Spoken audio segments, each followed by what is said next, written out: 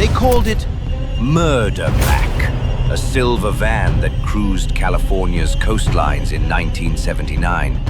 But this wasn't just a van, it was a mobile torture chamber.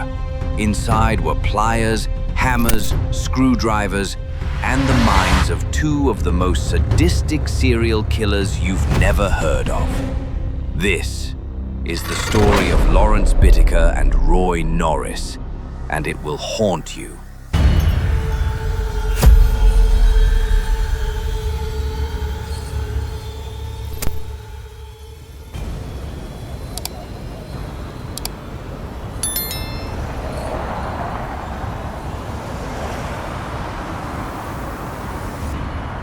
They didn't look like monsters. Lawrence Bittaker was clean-cut, soft-spoken with a high IQ and a talent for machines. Roy Norris was more withdrawn, awkward, anxious, always looking over his shoulder. Both had lengthy rap sheets, and both were doing time in California Men's Colony, a state prison known less for rehabilitation and more for housing men society had given up on. It was 1977 when Bittaker and Norris crossed paths behind bars. They weren't cellmates. They weren't even housed in the same wing. But they found each other through idle conversation, dark fantasies, and a mutual hunger for control. They didn't talk about baseball or politics. They talked about rape, torture, murder, and they didn't just fantasize. They planned. They made a pact. Once they got out, they would find young girls, one for each month of the year, and carry out the acts they had only dreamed about in prison. It wasn't just about killing. It was about domination, pain, power. They weren't seeking money, revenge, or fame. They wanted to see what it felt like to break someone. In 1978, Bittaker was released on parole. He got a job as a machinist and was described by co-workers as polite and reliable. A few months later, Norris was freed. He reached out to Bittaker, and just like that, the nightmare began to take shape. They bought a silver 1977 GMC cargo van, removed the back seats, soundproofed the interior, and installed a makeshift bed and storage compartments. To outsiders, it looked like a work vehicle, but to them, it was a hunting ground on wheels. They called it Murder Mack. In that van, they stored a toolbox, pliers, ice picks, hammers, screwdrivers, duct tape. Not for repairs, but for rituals of torture.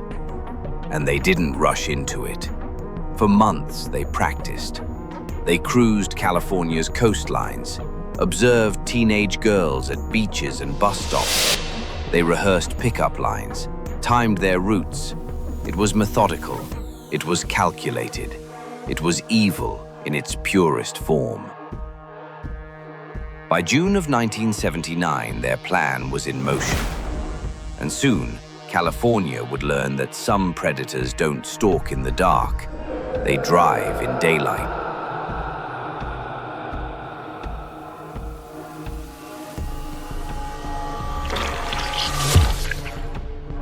It looked like any other work van. A silver 1977 GMC cargo van with no windows in the back. Quiet, unassuming. The kind that passed unnoticed on California freeways. But this van wasn't made for deliveries. It was built for abduction and death. Lawrence Bittaker and Roy Norris had spent weeks customizing it.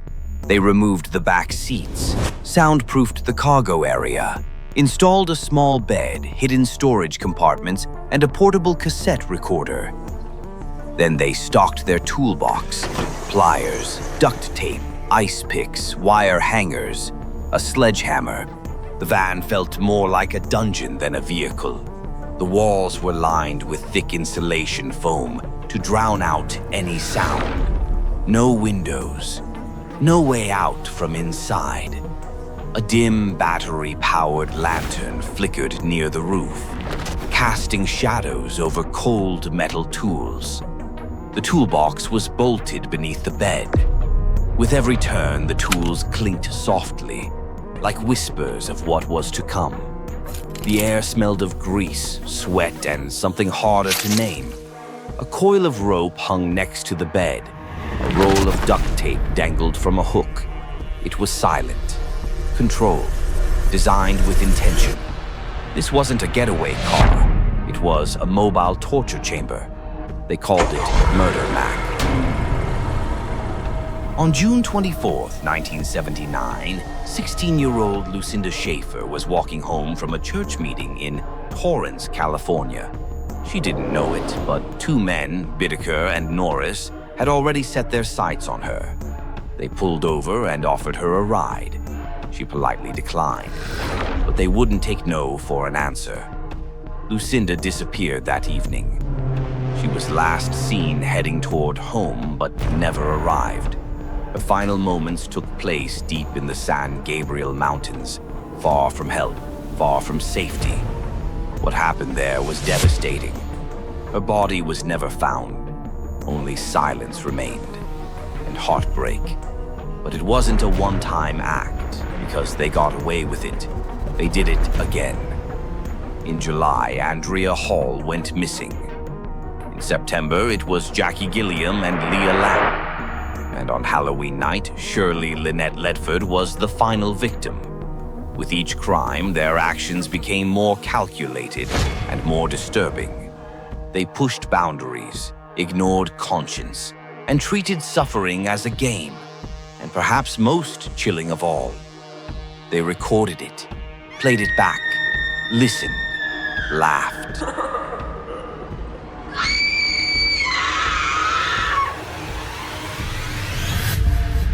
Most serial killers leave behind blood. The Toolbox Killers left behind something worse. Tapes, audio recordings filled with terror, pain, and screams so raw that even seasoned FBI agents couldn't finish listening. It started with a cassette recorder, a simple handheld device Bittaker kept in the van. At first, it was meant for notes, ideas, plans, thoughts.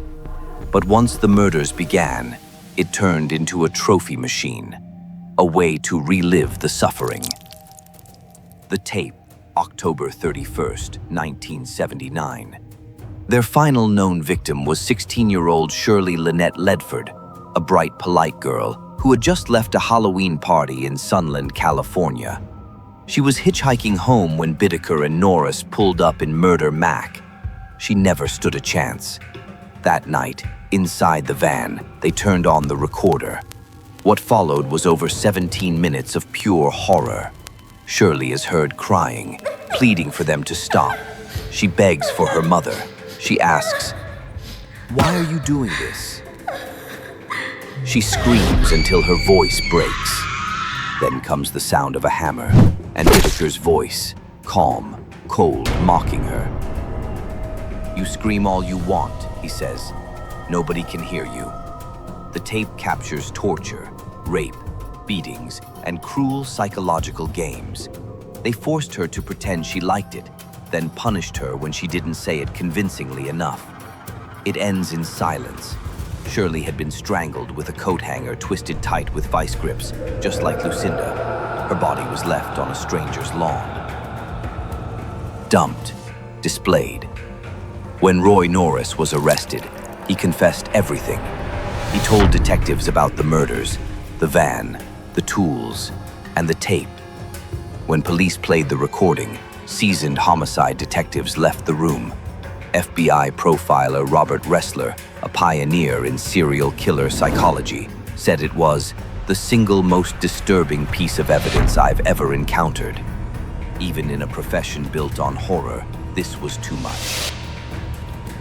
The question haunted investigators. Why would anyone record that? It wasn't about keeping evidence. It wasn't for leverage. It was for pleasure. For Lawrence Bittaker, reliving the screams was part of the thrill. He treated the recording like a mixtape, something to revisit again and again. Roy Norris later admitted that Bittaker would play it back alone, sometimes even in public places, just to relive the moment. To them, the audio was a souvenir of domination. Ironically, the very thing they cherished sealed their fate. In court, prosecutors played portions of the tape for the jury. Reporters said people covered their ears. Some cried. One juror vomited. The judge stopped the playback midway. But by then, no one in the courtroom doubted their guilt. It wasn't just a murder case. It was the audible sound of evil.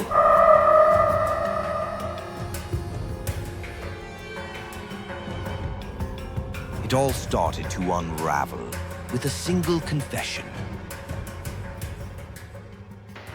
Did you at any time ever use an ice pick? No, sir. You struck Miss Lamp with a sledgehammer.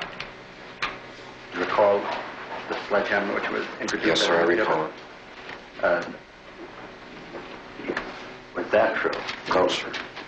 When his tape recording of one murder was played in court, people rushed outside and vomited.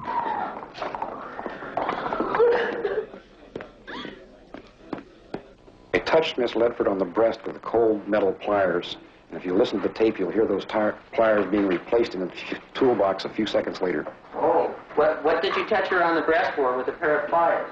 To shock her with the cold metal. For months, Lawrence Bittaker and Roy Norris had committed unspeakable crimes. They moved in silence. They left few traces. And in California, no one suspected that a van called Murder Mack had become a mobile slaughterhouse. But in late 1979, the walls began to crack. The first mistake, Roy Norris couldn't keep his mouth shut. Not to police, but to someone else. He confided in an old friend, boasting about what he and Bittaker had done. The tape, the toolbox, the girls. He spoke with twisted pride, as if daring someone to stop him. That friend? He went straight to the police. It didn't take long before Norris was in custody. Faced with the possibility of the death penalty, he made a choice. He would talk. He would tell everything. The confession. Over the course of several interviews, Norris spilled it all. Names, dates, locations. He drew maps of where they dumped the bodies. He described the van, the weapons, the methods, and most chilling of all, he led investigators to the tape recorder hidden in Bittaker's belongings. To law enforcement, it was like unsealing hell. The confessions matched the audio. The voices were clear. The screams were real. What had seemed like missing persons cases suddenly became part of one of the most disturbing serial killer investigations in California history. While Norris was talking, Bittaker was living like nothing had happened. He spent his days quietly in Los Angeles, going to work, eating fast food, fixing radios in his garage. To neighbors, he was polite. To co-workers, he was just a quiet guy with a van.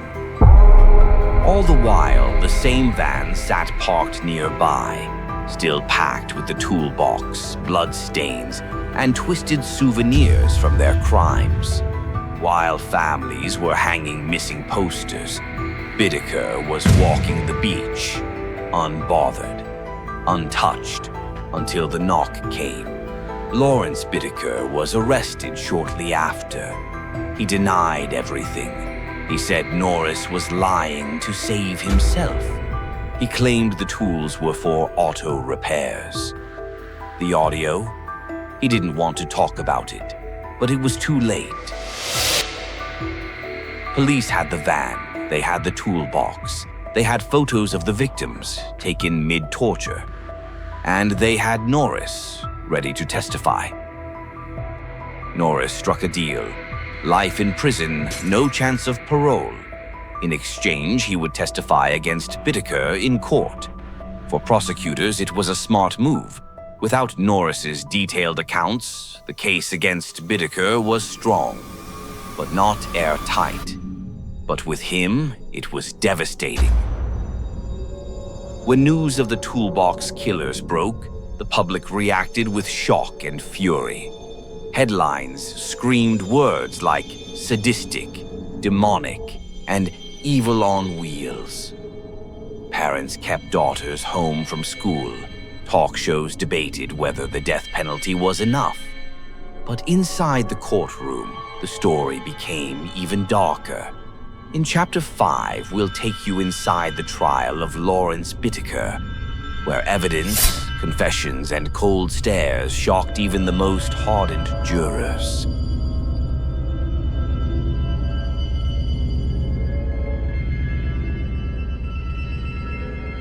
By the time Lawrence Bittaker walked into the courtroom in 1981, his name had already become a warning.